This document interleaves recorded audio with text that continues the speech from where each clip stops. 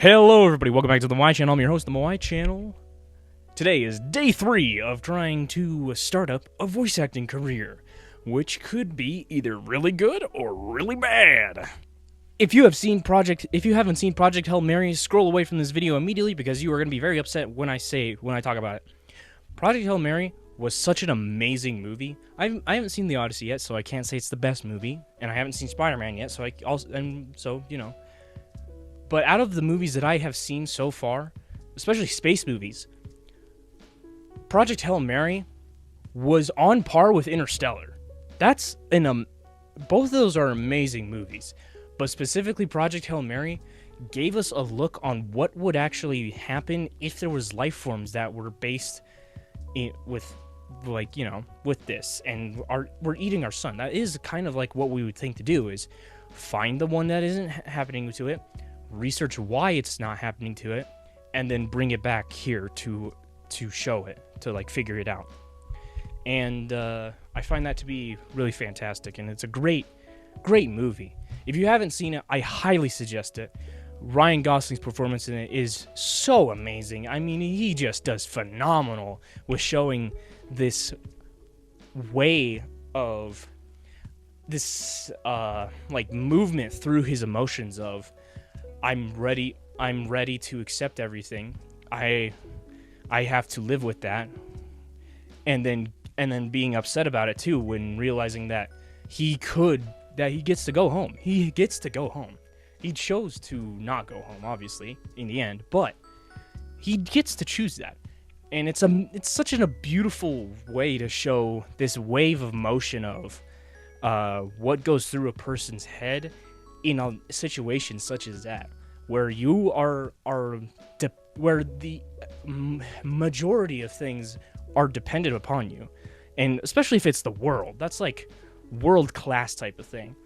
And that's, I think, how we should look at our politicians, or how our politicians should be, is that they should look at themselves and think that, and figure out why so many people look up to them, or why so many people disagree with them, and should figure out why it is like that. Why are so many people disagreeing with me or agreeing with me?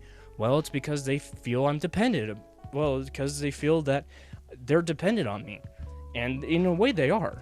They are dependent on you in order to get more food, like with the taxation law that happened in Colorado, where you had to pay more taxes, but there's free school lunch now, right? There's this bad thing, but it comes with this way better thing. Everyone should get food, right? So why wouldn't you do that? I think that Project Hail Mary sums up how our politicians should act really well. Even if it's just a little weird and strange to say, oh yeah, our politicians should be just like Ryan Gosling in Project Hail Mary. No. But I think that they should reflect like that, where they should look at themselves and think, well, people are dependent on me, so what should I do? And then make better choices coming from it. I'm not saying, make far-right choices, make far-left choices. I'm saying that they need to make a choice that will benefit more people, or all of the people, rather than just themselves or just a very specific group. It should be everybody. It's personally why I don't like Trump myself.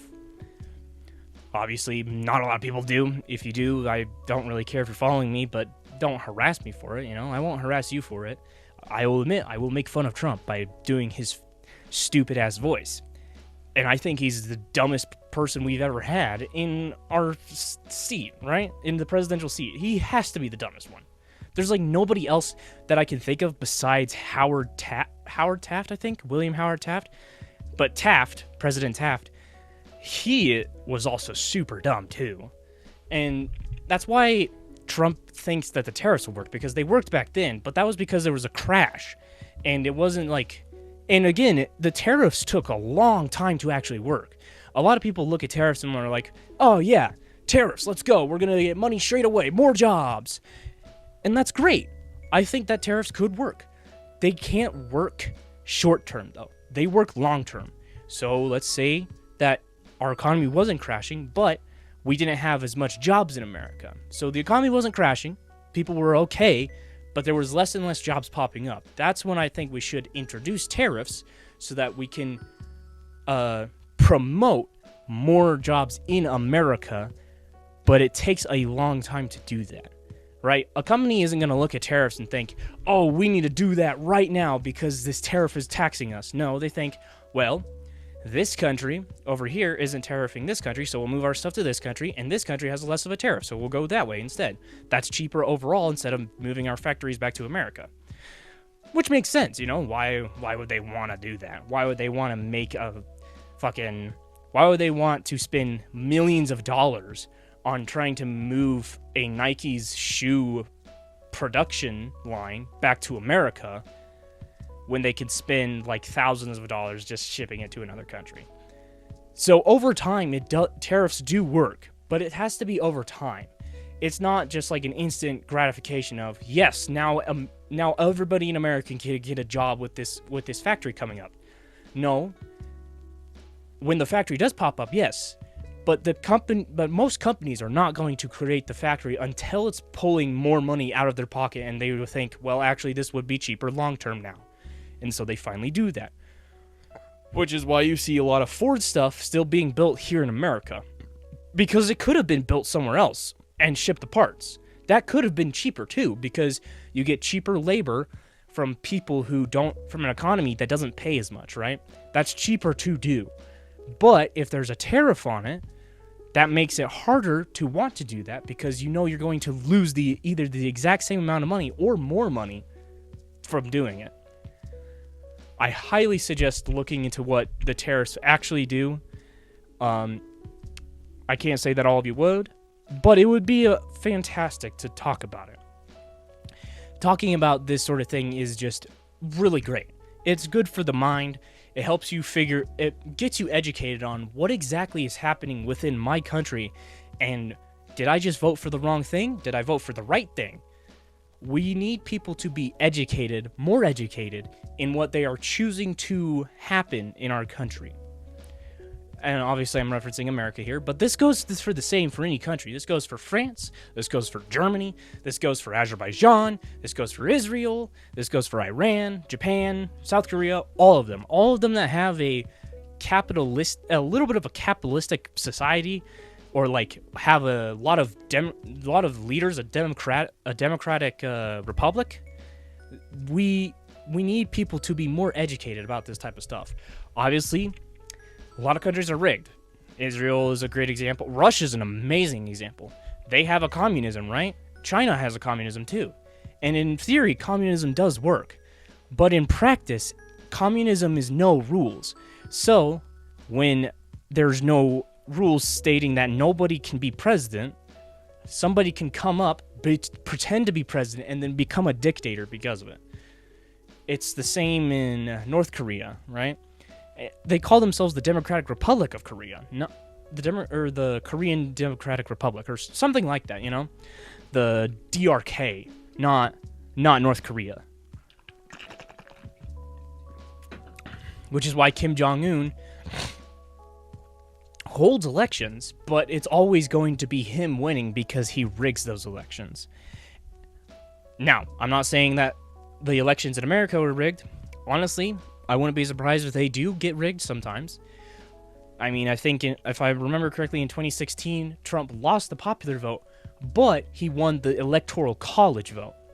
The Electoral College, basically, there's 50 people, or like 50 representatives in the Electoral College. That representative then casts their vote based on what their state voted as. So, California voted majority Democratic. The representative for California in the Electoral College then votes Democratic in order for the president to become the president, right? Versus Texas, which is now becoming Democratic but was Republican. There were some states, I believe on the East Coast as well, that the Electoral College voted Republican for them, even though the popular vote within that state voted Democratic. And I'm not saying like they voted for Hillary Clinton. I'm saying that they voted a Democratic representative for president rather than Trump. I love thank you so much for watching. I love talking about this stuff. I don't like to get too into politics, but I don't mind talking about it. Talking about politics is okay. Thank you guys so much for watching. I hope to see you in the next one. Comment your thoughts below on how countries should be run. If you would like, I can also research and describe other forms of government like communism or socialism or mixes of them. Because Japan is a democratic socialism versus being just a socialism. If you want to see that, please let me know. I don't want harassment in the comments. I will respect your views, but I need you to also respect me as a person in order for me to respect your views, right? Thank you so much for watching. I would love to hear what you guys think. If you guys liked what you just watched, please like it, share, follow me, subscribe on YouTube. Please subscribe on YouTube. That is the best way to support me and hear more about me or what I'm talking about. Thank you guys so much for watching. I hope to see you in the next one on day 4.